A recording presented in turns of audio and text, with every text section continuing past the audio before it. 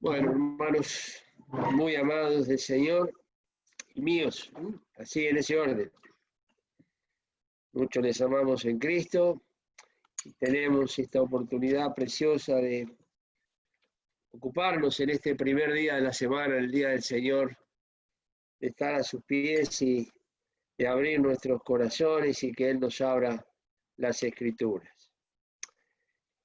En el Nuevo Testamento, en el Evangelio de Marcos, en el capítulo 11, Marcos, capítulo 11,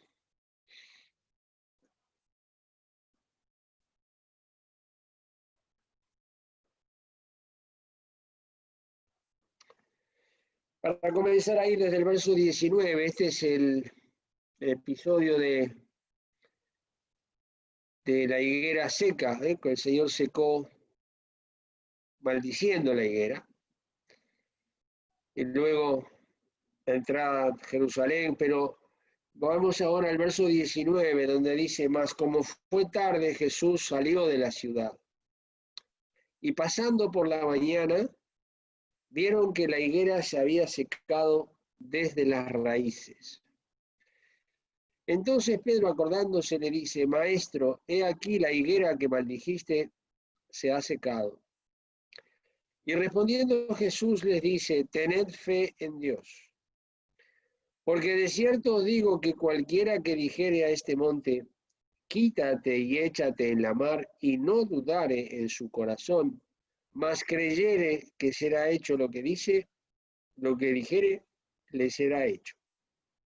Por tanto os digo que todo lo que orando pidiereis, creed que lo recibiréis y os vendrá.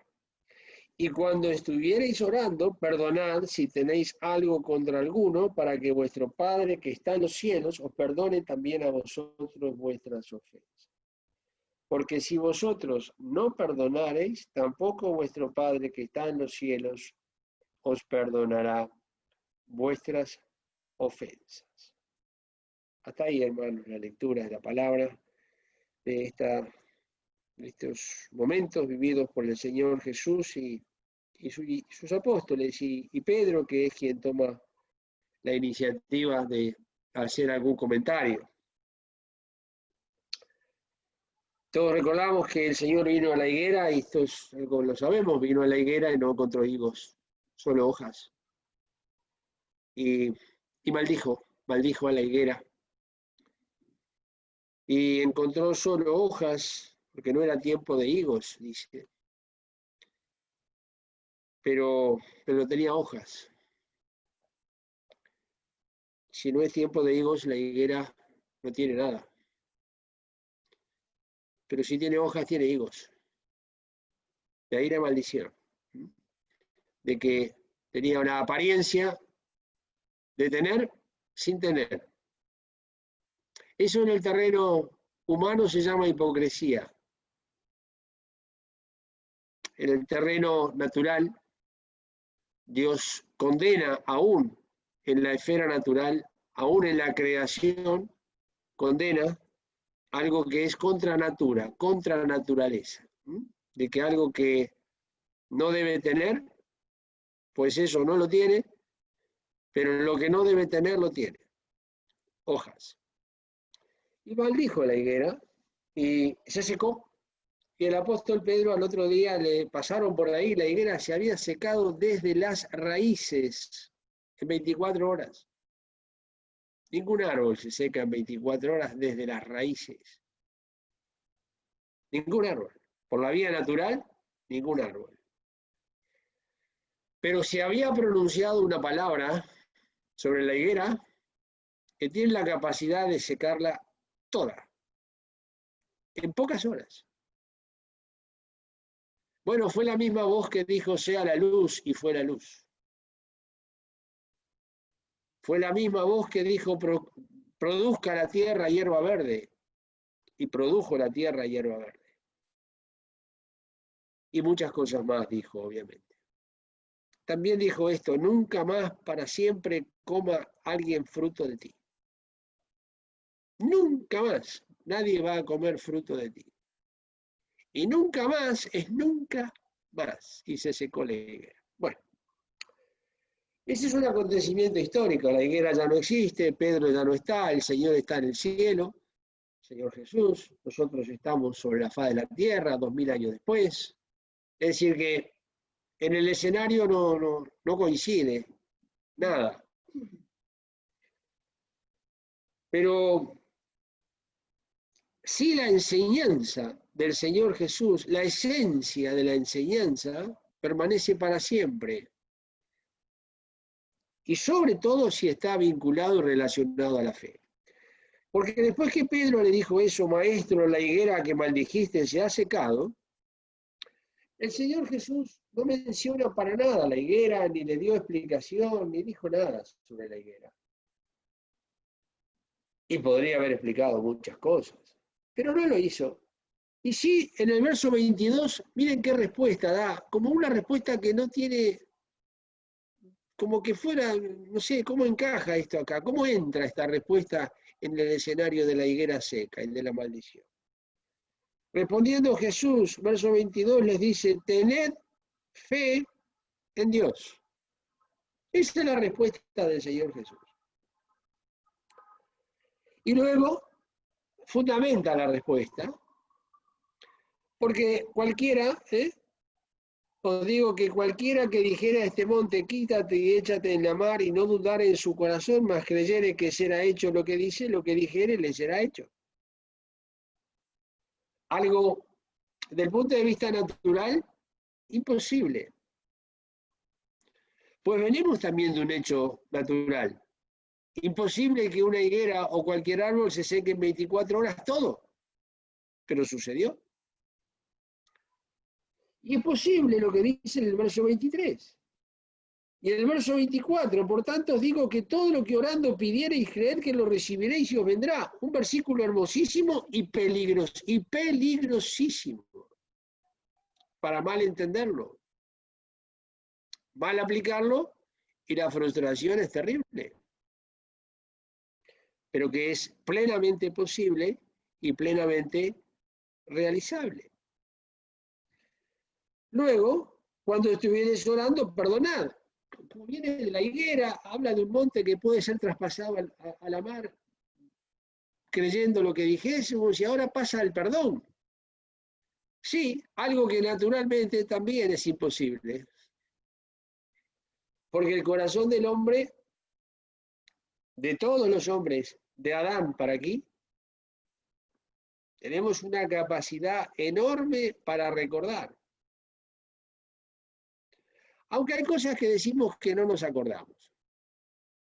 A veces decimos, no, yo tengo poca memoria. Bueno, a veces sí. A veces la memoria es maravillosa porque tenemos la capacidad de recordar lo que pasó años y años y años para atrás con un lujo de detalles que podemos describir todas las cosas, todo, con una precisión asombrosa. Con lo cual, la falta de memoria no es tan así. Pero que naturalmente el corazón del hombre es implacable. Cuesta perdonar. Durísima la experiencia. Porque el perdonar incluye el olvidar. Y nuestro corazón y la concupiscencia del corazón tiene una sed insaciable por recordar, por traer a la memoria los días pasados en esta mala aplicación. Y tanto el Señor pone que también perdonad dentro de aquellas cosas que naturalmente son imposibles, pero que en Dios todo es posible. Entonces, fundamenta la enseñanza cuando dice, tened fe en Dios. Porque es lo que da razón de ser y fundamento y seguridad y confianza y validez y mucho más a la oración y a una vida en paz. Una vida que perdona. Y el primer beneficiado es el que perdona. No es tanto el perdonado, sino el que perdona. No importa lo que la otra parte haga o diga, o cómo reaccione. o no valore, o se mantenga tan dura como antes o más.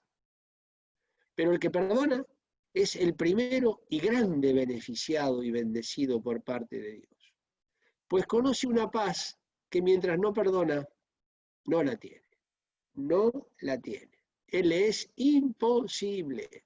Mientras sigue aferrado a todas sus razones y a todos sus motivos, no hay paz. Pero acá cuando dice tener fe en Dios, obviamente que para tener fe en Dios, pues se necesita una fe que siempre, siempre, siempre, siempre esté en Dios, que no es nuestro caso, porque fluctuamos, somos fluctuantes. El Señor muchas veces preguntó, ¿por qué dudasteis, hombres de poca fe? No le dijo hombres sin fe, dijo hombres de poca fe. ¿Por qué dudasteis? Y acá el Señor establece que dice, el que creyere lo que dice, lo que dice, lo que dijere le será hecho. Todo lo que orando pidiereis, creed que lo recibiréis y os vendrá. Versos 23 y 24, esto ha salido de la boca de Dios. Es verdad, obviamente que es verdad. Entonces, ¿por qué parece que esto es algo prácticamente que casi se puede calificar como imposible? Porque hay dificultades que las vemos muy grandes, que las vemos con un gran volumen, dificultades que naturalmente hablando diríamos esto es casi imposible, pero que el Señor dice que es posible. Pero antes dice tener fe en Dios. Esta es la esencia, hermanos, de la enseñanza y la esencia del fundamento de la oración. Somos dados a pensar muchas veces que, como los discípulos le dijeron al Señor, aumentanos la fe. Y el Señor también dijo, al que cree, todo es posible. Pero le pidieron, dijeron, aumentanos la fe. Es decir, reconocieron que necesitaban tener más fe y la pidieron que se la aumentara. Y sin embargo el Señor no habla de aumentar la fe. Dice de dónde debe estar la fe. Tener fe en Dios. El tener es imperativo, es una orden. No es un consejo. No dice, os aconsejo, sería bueno que tuvieseis fe en Dios. Os convendrá tener fe en Dios. Os conviene tener fe en Dios.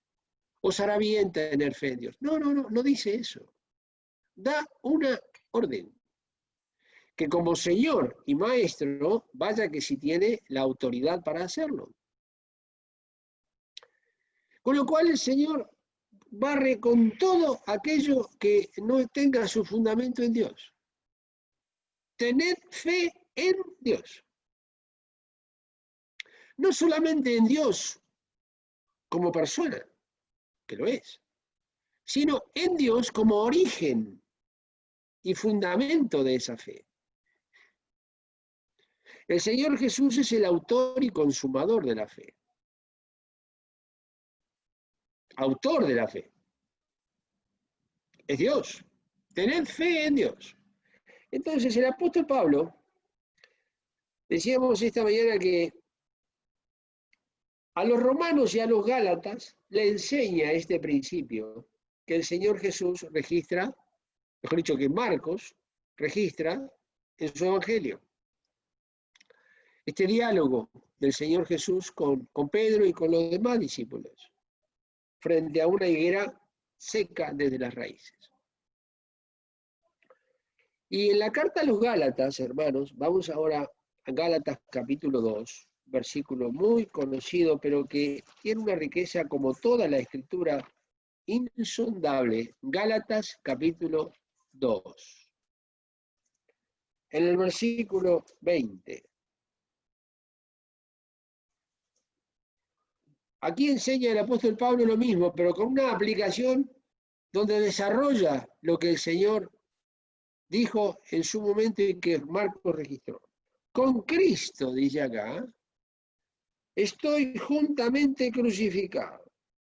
Y vivo, no ya yo, mas vive Cristo en mí. Miren lo que dice ahora. Y lo que ahora vivo en la carne, lo vivo en la fe del Hijo de Dios. Lo vivo en la fe del Hijo de Dios, el cual me amó y se entregó a sí mismo por mí. Pero la esencia del tema en relación a tener fe en Dios, el apóstol dice, lo que ahora vivo en la carne, mientras estoy todavía sobre la faz de la tierra en este cuerpo, mientras vivo en la carne, lo vivo en la fe del Hijo de Dios, que no es la mía, no tiene origen en mí. Hay una fe, que es la fe de Jesucristo, que Pablo también le enseña a los romanos. Habla de la justificación que es por la fe de Jesucristo. La fe de Jesucristo.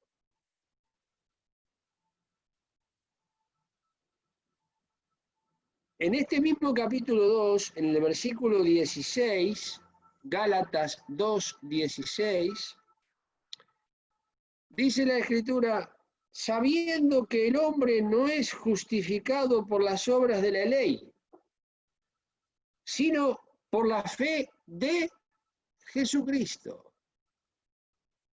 Nosotros también hemos creído en Jesucristo para que fuésemos justificados por la fe de Cristo y no por las obras de la ley, por cuanto por las obras de la ley ninguna carne será justificada. En el versículo 16, 2 veces en el mismo versículo habla de la fe de Jesucristo, que es la fe del Hijo de Dios. Esta fe es la única que no fluctúa. Esta es la única fe que no anda para arriba y para abajo. Esta fe es tan firme como su autor. Pues si esta fe fluctúa su autor, fluctuaría el Señor Jesús. Y si el Señor Jesús variara, no sería el mismo ayer y hoy y por los siglos. Lo que está sujeto a la ley del cambio, es decir, la ley del aumento y de la disminución, hace que si cambia, lo que cambia no es eterno, pues varía. Así que para ser eterno se necesita no tener principio, no tener fin y no variar. Y no variar. Y eso solamente lo cumple el Señor Jesús, porque es el mismo ayer y hoy y por los siglos. Con lo cual, cuando dice tener fe en Dios, nosotros quedamos fuera de todo esquema. Mientras nosotros no quedamos fuera del esquema de la fe, somos nosotros los que constantemente estamos intentando tener fe. Y sufrimos porque queremos tener fe. Y queremos mezclar fe nuestra. No funciona. No funciona porque es mía. Y la mía no va. No. Es como yo. Necesito algo que esté en Dios siempre. En la fe del Hijo de Dios. Pablo cuando entiende esto dice, no, yo lo que vivo en la carne lo vivo en la fe del Hijo de Dios. Pero todo comienza en la cruz. Porque el versículo 20 empieza que con Cristo está juntamente crucificado. Vivir en la fe del Hijo de Dios es el resultado de todo lo anterior. Pero no es el origen, es el resultado. El resultado de con Cristo estoy juntamente crucificado es el resultado de un hombre que Se acabó, Pablo, tocó fondo. Vivo, no, ya, yo. Y la consecuencia, Cristo vive en mí. La conclusión final, vivo en la fe del Hijo de Dios, un hombre que ha sido liberado hasta de su propia fe. Ha sido liberado del viejo hombre, porque con Cristo estoy juntamente crucificado. Si fuéramos a Romanos 6:6, dice, sabiendo que nuestro viejo hombre fue juntamente crucificado con él. Sabiendo. Hay cosas que se pueden saber, pero de saber a aplicarlo hay una diferencia, porque lo que diferencia y lo que separa el saber de la aplicación es la experiencia. Cuando algo se sabe pero no se experimenta, no funciona. No funciona porque quedó en la teoría del conocimiento. Pero cuando va más adelante y dice, sabiendo que nuestro viejo hombre juntamente fue crucificado con él, y Pablo lo sabe, y nosotros también lo sabemos, y millones lo saben, y es un paso adelante y es muy importante, pero que solamente eso no sirve para nada, porque ahora, sabiendo eso, Pablo se identifica y se entrega a esa forma de doctrina, como le dice Pablo a los romanos, a esa forma de doctrina a la cual fuisteis entregados.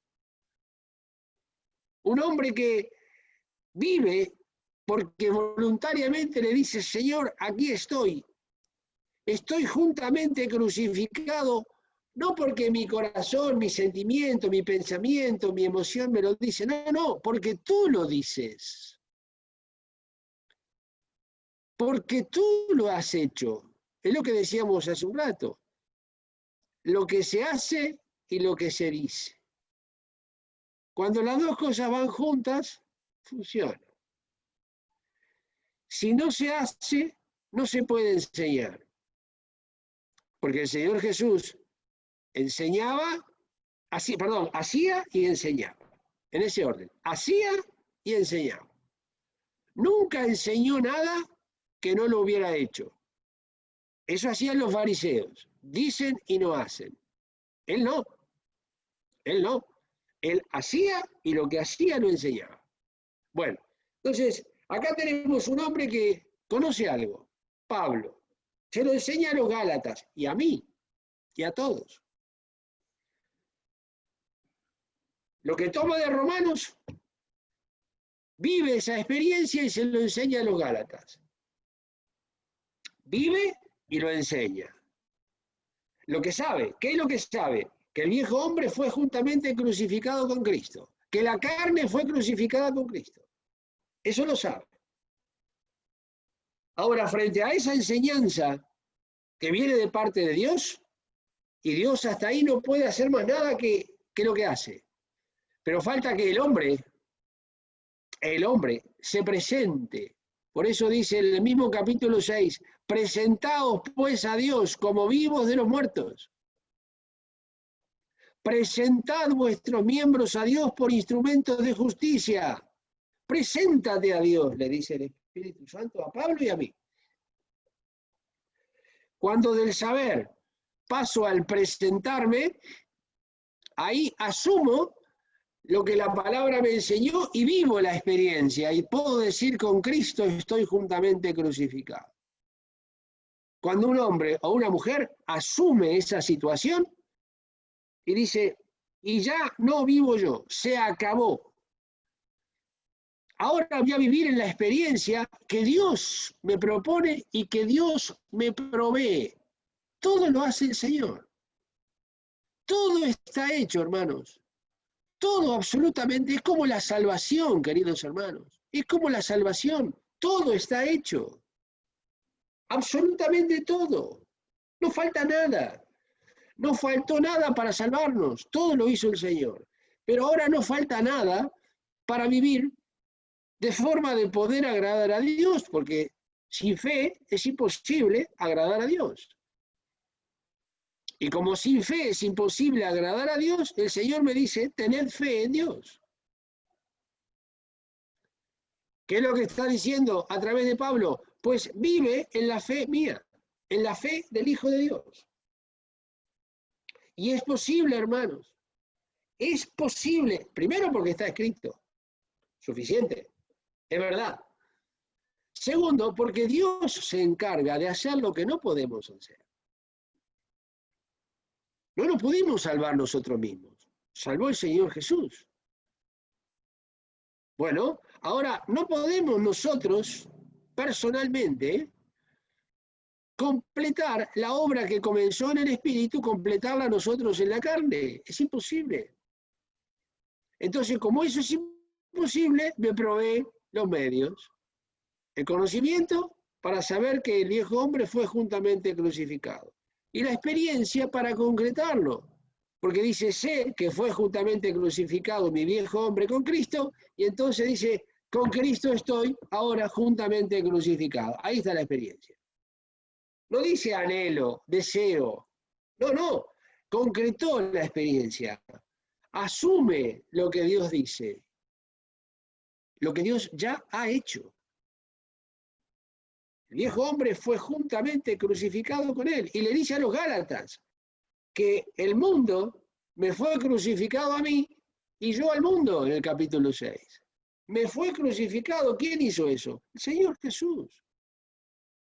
Lejos esté de mí gloriarme, sino en la cruz de nuestro Señor Jesucristo, por el cual, dice, el mundo me fue crucificado a mí y yo al mundo.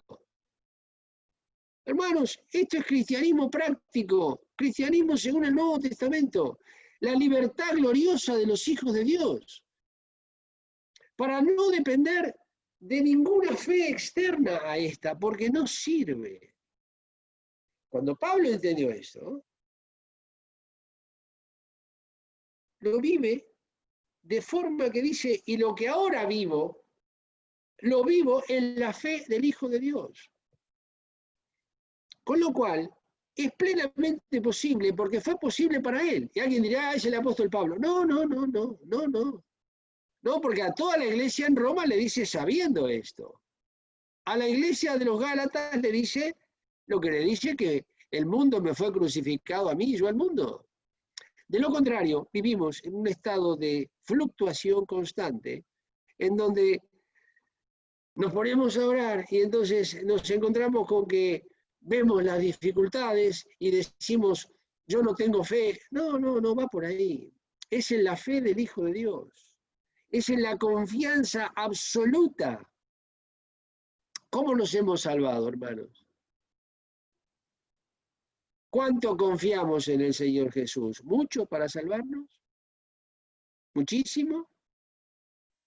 ¿O totalmente? Si no es totalmente, no nos hemos salvado.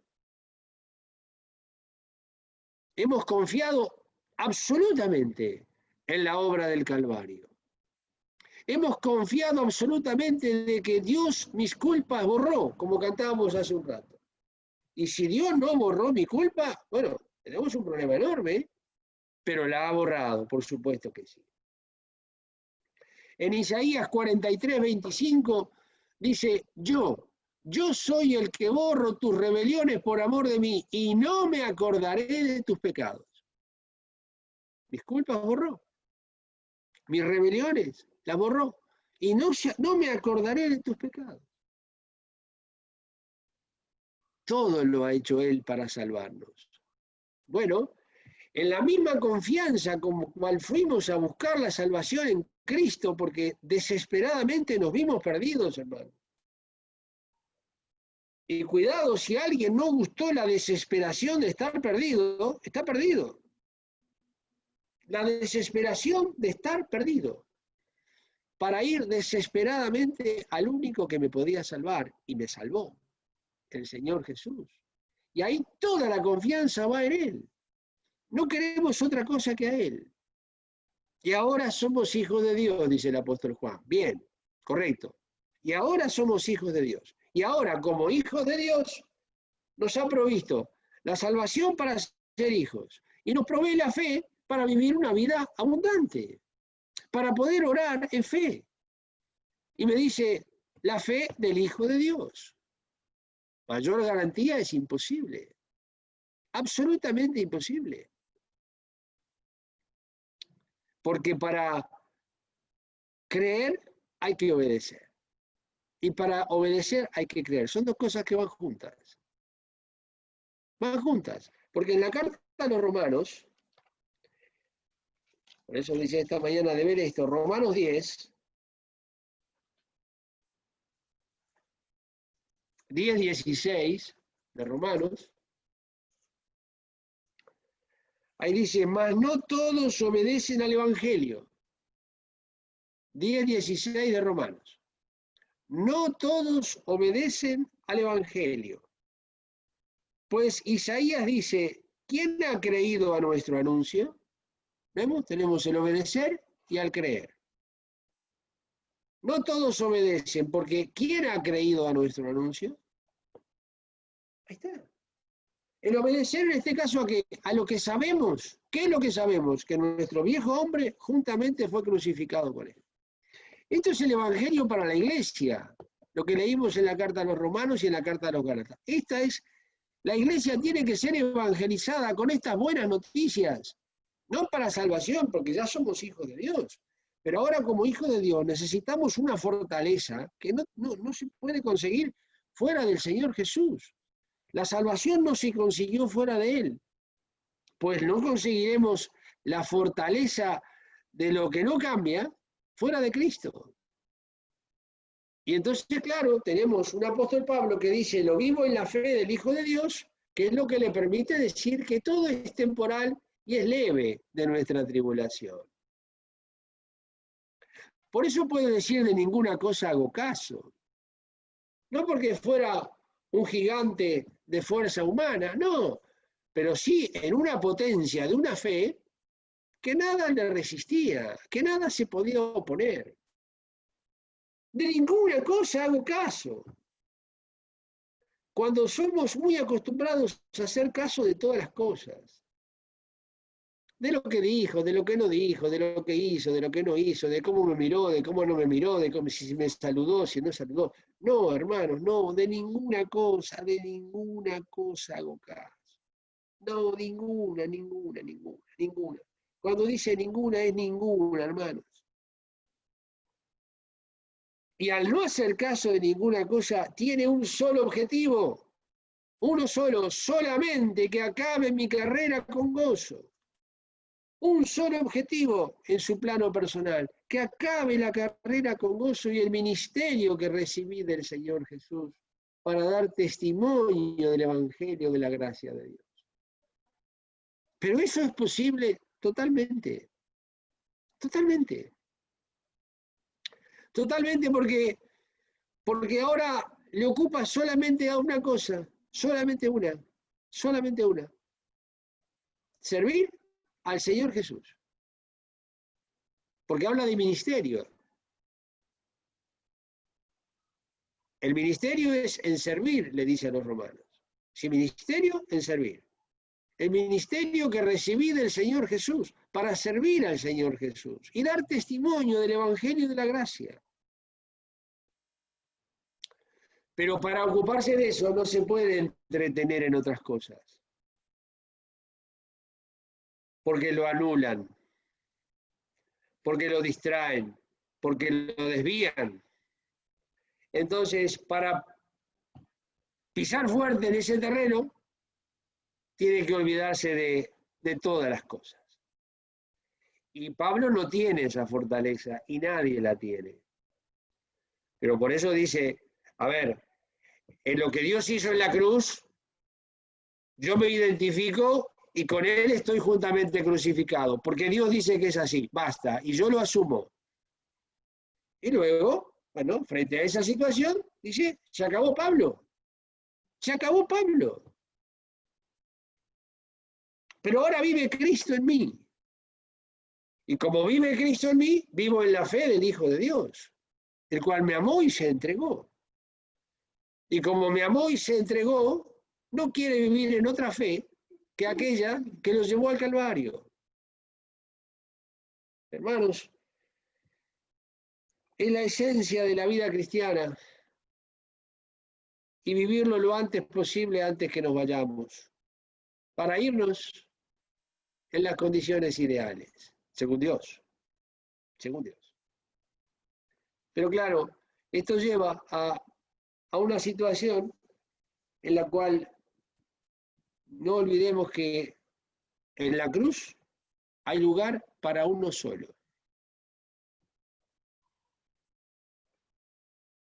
Nadie nos podrá acompañar ahí. Ni nosotros podremos acompañar a nadie. Estoy hablando de seres humanos.